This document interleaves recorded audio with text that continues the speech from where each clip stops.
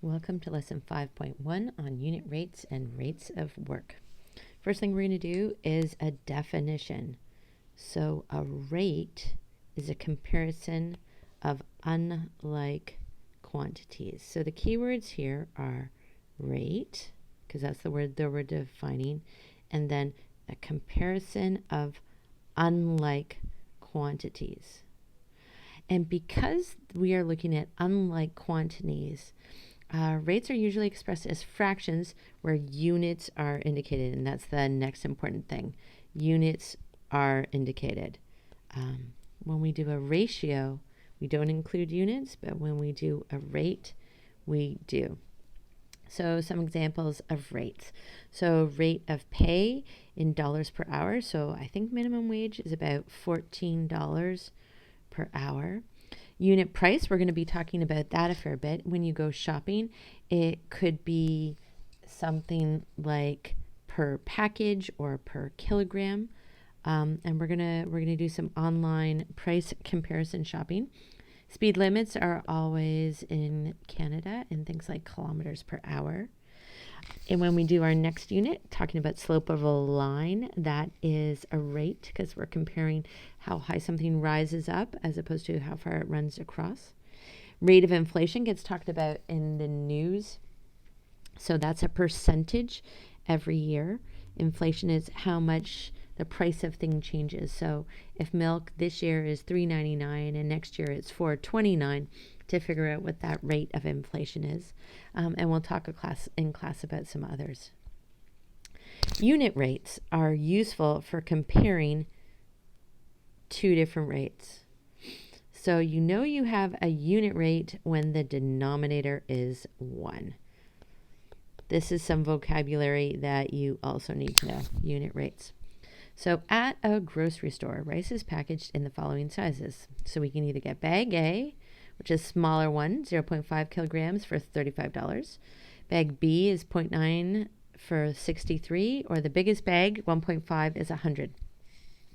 Some people automatically think that the biggest bag is going to be the best buy. And again, we'll talk more in class about this, but calculating the unit rates is going to be the best way to determine which is a better buy. So if we look at that first bag of rice, bag A. So bag A. If we're looking at bag A, we know that the dollars per kilogram, so dollars per kilogram is going to be $35 for every 0.5 kilograms. And if we do the math on it, we'll get $70 per kilogram. So that's going to be the unit rate for bag A. How much it would be the equivalent cost for 1 kilogram.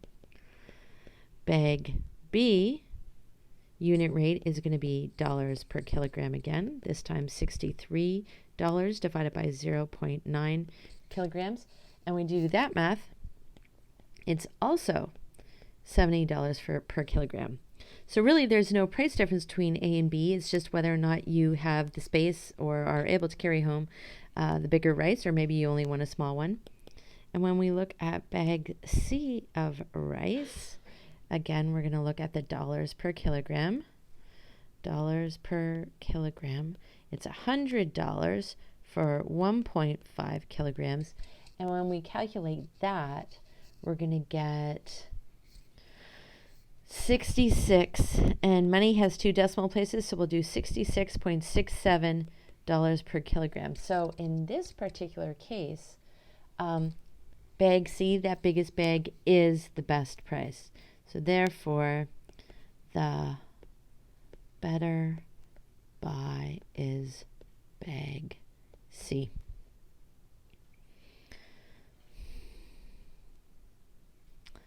I'm going to go through question 1, and then I think we're going to save 2 and 3 to do in class, but I'm also going to do number 4. So cola is sold either in 750 ml bottles, so this is one thing, 750 ml bottles at 59 cents each, or 12 of these 280 ml cans at $2.49 each. So which option would we choose so we get the larger amount of cola for our money? So we're going to be looking at,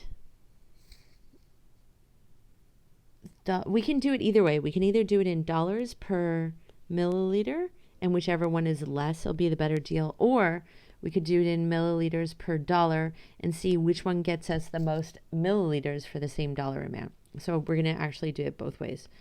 When we do it the first way,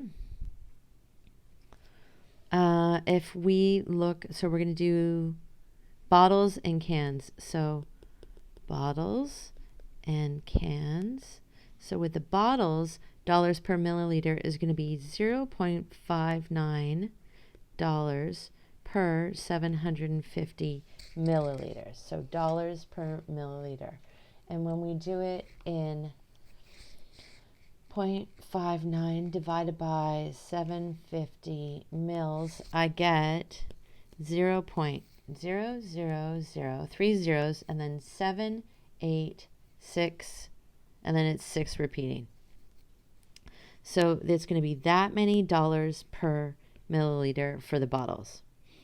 If we're looking at the cans was $2.49 for a total of 12 times 280 milliliters. So 2.49 divided by bracket 12 times 280 on my calculator. And I get for this one that it's 0.1230 zeros and then 741 dollars per milliliter. So in this case, if we're looking at what's the better bargain, we want the smaller number of dollars per milliliter. So this one has the smaller dollars per milliliter. So it's the better buy. If we flipped it though, and we were looking at milliliters per dollar, so in bottles, that'd be 750 divided by 0.59. And when we do that, 750 divided by 0.59, we get 1,271.2 milliliters per dollar. And if we look at the cans, up top we'll have 12 times 280 milliliters divided by $2.49. So 12 times 280 divided by 2.49. And this time we get, for the cans, that we get 1,349.4 milliliters per dollar. So it definitely is a better bet to get the cans. But whichever way makes the most sense to you, whether it's dollars per milliliter or milliliters per dollar, you can do it both ways. So in this case here, we get more milliliters per dollar. So it is better because it's more of them. Okay, so we're going to do number 2 and number 3 I'm going to do right now. You can buy 100 kilograms of fertilizer for $98. At this rate, calculate the price you would 50 kilograms. I'm going to show you how I would do it, but there's other ways as well. So if we look at dollars per kilogram, we start off with $98 gets me 100 kilograms. And we want to find how many dollars, we don't know how many dollars it would be to get 250 kilograms. Lots of different ways to solve it. I'm going to solve by cross multiplying. Cross multiplying works over an equal sign, and that would give me, I'll do yellow first, 100x equals 98 times 250. And 98 times 250 gives me 24500. I want x by itself, so I'm dividing both sides by 100. And I get that x equals 245. And now I'm going to look back up here. So x was up top with the dollars. So this x down here, its units are going to be dollars. I'm just going to erase that pink so it doesn't get so complicated. And that would be our final answer. And we got asked in words. Calculate the price you would expect to pay for $250. That's what we'd asked. So we'll answer, therefore, we would expect to pay $245. Moving on. And I think my iPad froze, so out and back in. Nope. Out, wait. Back in. Nope. Close, open, and back in, and now it works. Okay, sorry about that. Question 4. A liter of gas costs $1.25. It's a bit less now, but that's what it was when I first wrote this. The tank in my Ford can hold 50 liters. The first question asks, how much does it cost to fill the tank?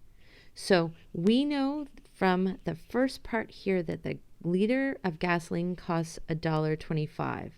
So we know that the dollars per liter is going to be 1.25 over 1 liter. And then we are trying to find out how much does it cost. So that's going to be the dollars. And to fill the tank, well, the tank was 50 liters. So it's going to be over 50 liters. And however you want to solve this, and I would do it by cross multiplying. So if we did the pink first, 1 times x just gives me x, and 50 times 1.25. And 50 times 1.25 gives 62.50, because this is in dollars. Remember, x was up top and x was dollars, and we would answer it in words. B says, if I only have a $10 bill in my wallet, how much gasoline can I buy? So this time we're looking to solve for the number of liters. So we can flip it this time if we want the letters on top, but it really wouldn't matter. So dollars per liter, we know that normally for 1 liter, it's $1.25. This time we want to know how many liters if we have $10. So if we cross multiply this, the yellow gives me 1.25x. Purple gives me 1 times 10, which is just 10. Getting x by itself, divide by 1.25, and I get 8. This time, x was looking at liters, so that means that my final answer is in liters. So how much gas can I buy? I can buy 8 liters. C says, if this car guzzles 12 liters of gas for every 100 kilometers it travels, how far can it travel on $10 worth of gas? Okay. So now it's telling me a distance over number of L's, liters. And it's telling me I can go 100 kilometers for every 12 liters. And then it says, how far can it travel on $10 worth of gas? Well, hey, we just figured out that if we got $10 right up here, $10 can get me 8 liters. So $10 gets me 8 liters, and we're trying to figure out how far we can travel. And I'm going to cross multiply. So for the yellow, I get 12x. For the purple, I get 100 times 8, which is 800. Divide both sides by 12, and I get 66. X equals 66.7 kilometers. So that's how far we can travel on $10 worth of gas. And that is it for lesson 1. Thanks for watching.